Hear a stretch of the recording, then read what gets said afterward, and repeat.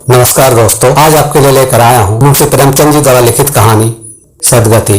दुखी चमार द्वार पर झाड़ू लगा रहा था और उसकी पत्नी झुरिया घर को गोबर से लीप रही थी। दोनों अपने अपने काम से फुर्सत पा चुके तो चमारिन ने कहा, तो जाके पंडित बाबा से कह आया ना, ऐसा ना हो कि कहीं चले जाए।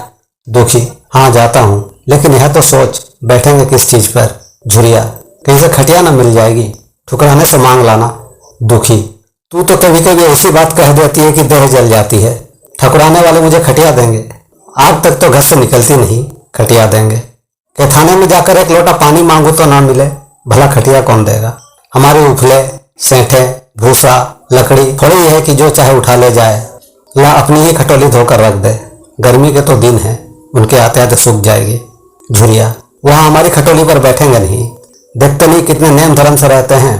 दुखी ने जरा चिंतित होकर कहा, हाँ यह बात तो है, महुए के पत्ते तोड़कर एक पत्तल बना लो तो ठीक हो जाए। पत्तल में बड़े बड़े आदमी खाते हैं, वह पवित्र है। ला तो डंडा, पत्ते तोड़ लो। झुरिया, पत्तल मैं बना लूंगी, तुम जाओ, लेकिन हाँ उन्हें सीधा भी तो देना होगा, अपनी थाली में रख दो।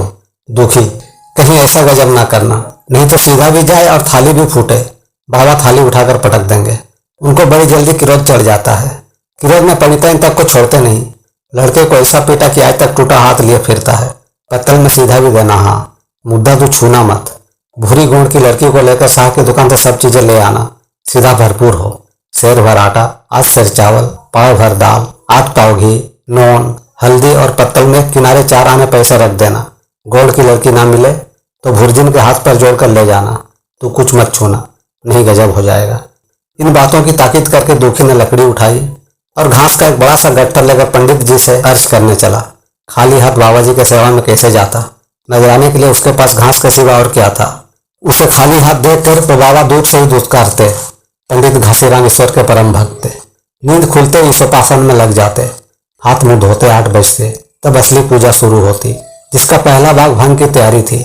उसके बाद आध घंटे तक चंदन रगड़ते, फिर आईने के सामने एक तिनके से माथे पर तिलक लगाते। चंदन की 2 रेखाओं के बीच में लाल रोरी की बिंदु होती थी। फिर छाती पर बाहों पर चंदन की गोल गोल मुद्रिकाएं बनाते। फिर ठाकुर जी की मूर्ति निकालकर उसे नहलाते, चंदन लगाते, फूल चढ़ाते, आरती करते, घंटी बजाते। 10 बजते बजते वह पूजन से उठते और भांग छानकर बाहर आते। तब तक 2-4 जजमान द्वार पर आ जाते। ईशोपासन का तत्काल फल मिल जाता। यही उनकी खेती थी। आज वह पूजन गृह से निकले तो देखा दुखी चमार घास का एक गट्ठर लिए बैठा है। दुखी उसे देखते ही उठ खड़ा हुआ और उन्हें साष्टांग दंडवत करके हाथ बांधकर खड़ा हुआ। यह तेजस्वी मूर्ति देखकर उसका हृदय श्रद्धा से परिपूर्ण हो गया। कितनी दिव्य मूर्ति थी। छोटा सा गोल मटोल आदमी, चिकना सिर, फूले गाल, ब्रह्म तेज से प्रदीप्त आंखें, रोरी और चंदन देवताओं की पत्तियां प्रदान कर रही थी। दुखी को देखकर श्रीमुख से बोले, आज कैसे चला रहे दुखिया।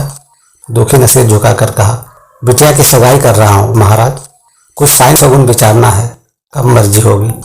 घासी, आज तो मुझे छुट्टी नहीं है, हाँ सांझ तक आ जाऊंगा। दुखी, नहीं महाराज, जल्दी मर्जी हो जाए, सब सामान ठीक कर आया हूँ, या घास कहाँ रख दो। घासी, इसे गाय के सामने डाल दे और जरा झाड़ू लेकर द्वार को साफ कर दे। यह बैठक भी कई दिन से लीपी नहीं गई, इसे भी गोबर से लीप दे, तब तक मैं भोजन कर लूँ, फिर जरा आराम करके चलूंगा। हाँ यह लकड़ी भी चीर देना। खलिहान में 4 खांची भूसा पड़ा है, उसे भी उठा लाना और भूसाले में रख देना। दुखी फौरन हुक्म की तालीम करने लगा। द्वार पर झाड़ू लगाई, बैठक को गोबर से लीपा। तब तक 12 बज गए। पंडित जी भोजन करने चले गए। दुखी ने सुबह से कुछ नहीं खाया था, उसे भी जोर की भूख लगी, पर वहां खाने को क्या धरा था।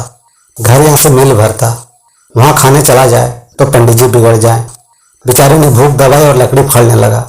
लकड़ी की मोटी सी गांठ थी, जिस पर पहले कितने ही भक्तों ने जोर आजमा लिया था। वह उसी दमखम के साथ लोहे से लोहा लेने के लिए तैयार थी। दुखी घास छिलकर बाजार ले जाता था। लकड़ी चीरने का उसे अभ्यास न था। घास उसके खुरपे के सामने सिर झुका देती थी। यहाँ कस कस कर कुल्हाड़ी का भरपूर हाथ लगाता, उस गांठ पर निशान तक ना पड़ता था। कुल्हाड़ी उचट जाती, पसीने से तर था, हाँफता था, थक कर बैठ जाता था, फिर उठता था। हाथ उठाए ना उठते थे, पांव कांप रहे थे, कमर सीधी ना होती थी, आंखों तले अंधेरा हो रहा था, सिर में चक्कर आ रहे थे, तितलियां उड़ रही थी, फिर भी अपना काम किए जाता था। अगर एक चिलम तंबाकू पीने को मिल जाती तो शायद कुछ ताकत आती। उसने सोचा, यहाँ चिल्लम और तंबाकू कहाँ मिलेगी। ब्राह्मणों का पूरा है। लोग हम नीच जातों की तरह तंबाकू थोड़े ही पीते हैं। सहसा उसे याद आया कि गांव में गोंड भी रहता है, उसके यहाँ जरूर चिलम तंबाकू होगी। तुरंत उसके घर दौड़ा। खैर मेहनत सफल हुई। उसने तंबाकू भी दी और चिलम भी दी, पर आग वहां ना थी। दुखी ने कहा, आग की चिंता ना करो भाई, मैं जाता हूँ पंडित जी के घर से आग मांग लूंगा। वहां तो अभी रसोई बन रही थी। यह कहता हुआ वह दोनों चीजें लेकर चला आया और पंडित जी के घर में बरोठे के द्वार पर खड़ा होकर बोला, मालिक रचिक आग मिल जाए तो चिलम पी ले।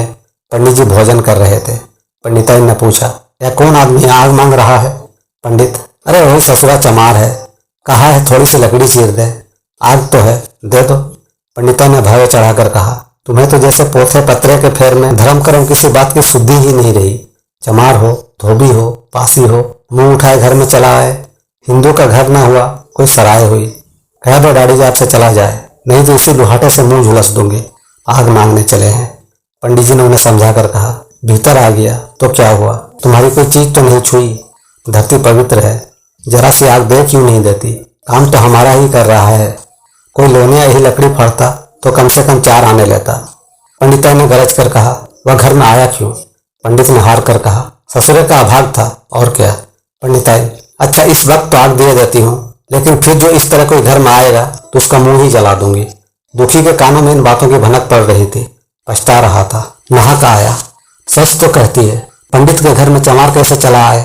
बड़े पवित्र होते हैं यह लोग, तभी तो संसार पूछता है, तभी तो इतना मान है। चर चमार थोड़े ही हैं। इसी गांव में बूढ़ा हो गया, मगर मुझे इतनी अकल भी ना आई। इसलिए जब पंडितान आग लेकर निकली तो वह मानव स्वर्ग का वरदान पा गया।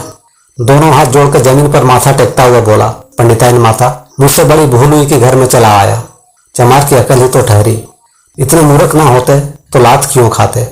पंडिताइन चमटे से पकड़कर आग लाई थी। 5 हाथ की दूरी से घूंघट की आग ने दुखी की तरफ आग फेंकी। आग की बड़ी सी चिंगारी दुखी के सिर पर पड़ गई। जल्दी से पीछे हटकर सिर को झांटे देने लगा। उसके मन ने कहा, यह पवित्र ब्राह्मण के घर को अपवित्र करने का फल है। भगवान ने कितनी जल्दी फल दे दिया। इसी से तो संसार पंडितों से डरता है और सबके रुपये मारे जाते हैं। ब्राह्मण के रुपये भला कोई मार तो ले, घर भर का सत्यानाश हो जाए। पांव गलगल कर गिरने लगे। बाहर आकर उसने चिलम पी और फिर कुल्हाड़ी लेकर जुट गया। खट खट की आवाजें आने लगी। उस पर आग पड़ गई तो पंडिताइन को उस पर कुछ दया आ गई। पंडित जी भोजन करके उठे तो बोली, इस चमार को भी कुछ खाने को दे दो, बेचारा कब से काम कर रहा है, भूखा होगा। पंडित जी ने इस प्रस्ताव को व्यवहारिक क्षेत्र से समझकर पूछा, रोटियां हैं? पंडिताइन, 2-4 बच जाएंगी। पंडित, 2-4 रोटियों से क्या होगा? चमार है, कम से कम शेर भर चढ़ा जाएगा। पंडिताइन कानों पर हाथ रखकर बोली, अरे बाप रे, शेर भर? तो फिर रहने दो। पंडित जी ने अब शेर बनकर कहा, कुछ भूसी चोकर हो तो आटे में मिलाकर 2 ठो लिट्ट ठोक दो, साले का पेट भर जाएगा। पतली रोटियों से नीचों का पेट नहीं भरता, इन्हें तो ज्वार का लिट्ट चाहिए। पंडिताइन ने कहा, अब जाने भी दो, धूप में कौन मरे। दुखी ने चिलम पीकर फिर कुल्हाड़ी संभाली। दम लेने से जरा हाथों में ताकत आ गई थी। कोई आध घंटे तक फिर कुल्हाड़ी चलाता रहा, फिर बेदम होकर वहीं सिर पकड़ के बैठ गया। इतने में वही गोंड आ गया। बोला, क्यों जान देते हो बूढ़े दादा, तुम्हारे फाड़े या गांठ न फटेगी, नहा खलकान होते हो। दुखी ने माथे से पसीना पोंछकर कहा, अभी गाड़ी भर भूसा ढोना है भाई। गोंड, कुछ खाने को मिला कि काम ही कराना जानते हैं, जाके मांगते क्यों नहीं। दुखी, कैसी बात करते हो चिखुरी, बामन की रोटी हमको पचेगी? गोंड, पचने को पच जाएगी, पहले मिले तो। मूछों पर ताव देकर भोजन किया और आराम से सोए। तुम्हें लकड़ी फाड़ने का हुक्म लगा दिया। जमींदार भी कुछ खाने को देता है, हाकिम भी बेगार लेता है तो थोड़ी बहुत मजूरी दे देता है, या उनसे भी बढ़ गए, उस पर धर्मात्मा बनते हैं। दुखी, धीरे धीरे बोल भाई, कहीं सुन ले तो आफत आ जाए। यह कहकर दुखी फिर संभल पड़ा और कुल्हाड़ी की चोट मारने लगा। चिखुरी को उस पर दया आई, आकर कुल्हाड़ी उनके हाथ से छीन ली और कोई आध घंटे खूब कस कस कर कुल्हाड़ी चलाई, पर गांठ पर एक दरार भी ना पड़ी। तब उसने कुल्हाड़ी फेंक दी और यह कहकर चला गया, तुम्हारे फाड़े या ना फटेगी, जान भले ही निकल जाए। दुखी सोचने लगा, बाबा ने यह गांठ कहाँ रख छोड़ी थी कि फाड़े नहीं फटती, कहीं दरार तक तो नहीं पड़ती। मैं कब तक इसे चिरता रहूंगा। अभी घर पर 100 काम पड़े हैं। कार पड़ोस का घर है, एक न एक चीज घटी ही रहती है, पर इन्हें इसकी क्या चिंता। चलो जब तक भूसा ही उठा लाऊं। कह दूंगा, बाबा आज तो लकड़ी नहीं फटी, कल आकर फाड़ दूंगा। उसने झवा उठाया और भूसा ढोने चला। खलियान से 2 फलांग से कम ना था। अगर झवा खूब भर भर लाता तो काम जल्द खत्म हो जाता, लेकिन फिर झवे को उठवाता कौन। अकेला भरा हुआ झोला उससे न उठ सकता था, इसलिए थोड़ा थोड़ा लाता था। 4 बजे कहीं भूसा खत्म हुआ। पंडित जी की नींद भी खुली। मुंह हाथ धोया, पान खाया और बाहर निकले। देखा तो दुखी झोले पर सिर रखे सो रहा है। जोर से बोले, अरे दुखिया, तू सो रहा है? लकड़ी तो भी ज्यों की त्यों पड़ी है। इतनी देर तो करता क्या रहा? मुट्ठी भर भूसा ढोने में सांझ कर दी, उस पर सो रहा है। उठा ले कुल्हाड़ी और लकड़ी फोड़ डाल। तुझसे जरा सी लकड़ी भी नहीं फटती, फिर शायद भी ऐसे ही निकलेगी। मुझे दोष मत देना। इसी से कहने की नीच के घर में खाने को हुआ और उसकी आंख बदली। दुखी ने फिर कुल्हाड़ी उठाई। जो बात पहले से सोच रखी थी वह सब भूल गई। पेट पीठ से धंसा जा रहा था। आज सवेरे जलपान तक न किया था, अवकाश ही न मिला। उठना भी पहाड़ मालूम होता था। जीव डूब जाता था, पर दिल को समझा कर उठा। पंडित है, कहीं शायद ठीक से ना विचारे तो फिर सत्यानाश हो जाए। जब ही तो संसार में इतना मान है। शायद ही का तो सब खेल है, जिसे चाहे बना दे, जिसे चाहे बिगाड़ दे। पंडित जी गांठ के पास आकर खड़े हो गए और बढ़ावा देने लगे। हाँ, मार कस के, और मार, कस के मार, अबे जोर से मार। तेरे हाथ में तो जैसे दम ही नहीं है। लगा कस के। खड़ा सोचने क्या लगता है? हाँ, बस फटा ही चाहती है, दे उसी दरार में। दुखी अपने होश में ना था। न जाने कौन सी गुप्त शक्ति उसके हाथों को चला रही थी। वह थकान, भूख, कमजोरी सब मानो भाग गई। उसे अपने बाहुबल पर स्वयं आश्चर्य हो रहा था। एक एक चोट वज्र की तरह पड़ती थी। आध घंटे तक वह इसी तरह उन्माद की दशा में हाथ चलाता रहा, यहाँ तक कि लकड़ी बीच से फट गई और दुखी के हाथ से कुल्हाड़ी छूटकर गिर पड़ी। इसके साथ वह भी चक्कर खाकर गिर पड़ा। भूखा प्यासा थका हुआ शरीर जवाब देगी। पंडित जी ने पुकारा, उठ के 2-4 हाथ और लगा दे, पतली पतली चेलियां हो जाए। दुखी ना उठा। अब उसे दीप करना उचित ना समझा। पंडित जी ने भीतर जाकर बूटी छानी, सोच गए, स्नान किया और पंडिताई बाना पहनकर बाहर निकले। दुखी अभी तक वहीं पड़ा हुआ था। जोर से पुकारा, अरे क्या पड़े ही रहोगे दुखी? चलो तुम्हारे ही घर चल रहा हूं, सब सामान ठीक ठाक है ना? दुखी फिर भी ना उठा। अब पंडित जी को कुछ शंका हुई। पास जाकर देखा तो दुखी अकड़ा पड़ा हुआ था। बदहवास होकर भागे और पंडिताइन से बोले, दुखिया तो जैसे मर गया। पंडिताइन हकबका कर बोली, वह तो अभी लकड़ी चीर रहा था ना?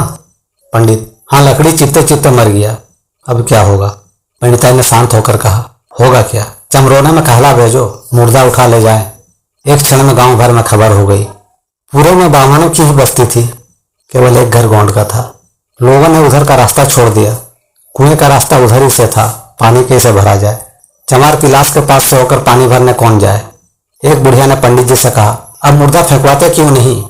कोई गांव में पानी पिएगा या नहीं? उधर गोंड ने चमराने में जाकर सबसे कह दिया, खबरदार, मुर्दा उठाने मत जाना, अभी पुलिस की तहकीकात होगी। दिल लगी है कि एक गरीब की जान ले ली। पंडित होंगे तो अपने घर के होंगे, लाश उठाओगे तो तुम भी पकड़ जाओगे। इसके बाद ही पंडित जी पहुंचे। चमराने के कोई आदमी लाश उठाने को तैयार ना हुआ। हाँ, दुखी की स्त्री और कन्या दोनों हाय हाय करती वहां से चली और पंडित जी के द्वार पर आकर सिर पीट पीट कर रोने लगी। उनके साथ 10-5 और चमारे न थी। कोई रोती थी, कोई समझाती थी, पर चमार एक भी ना था। पंडित जी ने चमारों को बहुत धमकाया, समझाया, मिन्नत की, पर चमारों के दिल पर पुलिस का रोब छाया हुआ था। एक भी ना मिलकर आखिर निराश होकर लौट आए। आधी रात तक रोना पीटना जारी रहा। देवताओं का सोना मुश्किल हो गया, पर लाश उठाने कोई चमार ना आया। और ब्राह्मण चमार की लाश कैसे उठाते? भला ऐसा किसी शास्त्र पुराण में लिखा है? कहीं कोई दिखा दे। पंडिता ने झुंझला कर कहा, इन डायनों ने तो खोपड़ी चाट डाली, सभी का गला भी नहीं पकता।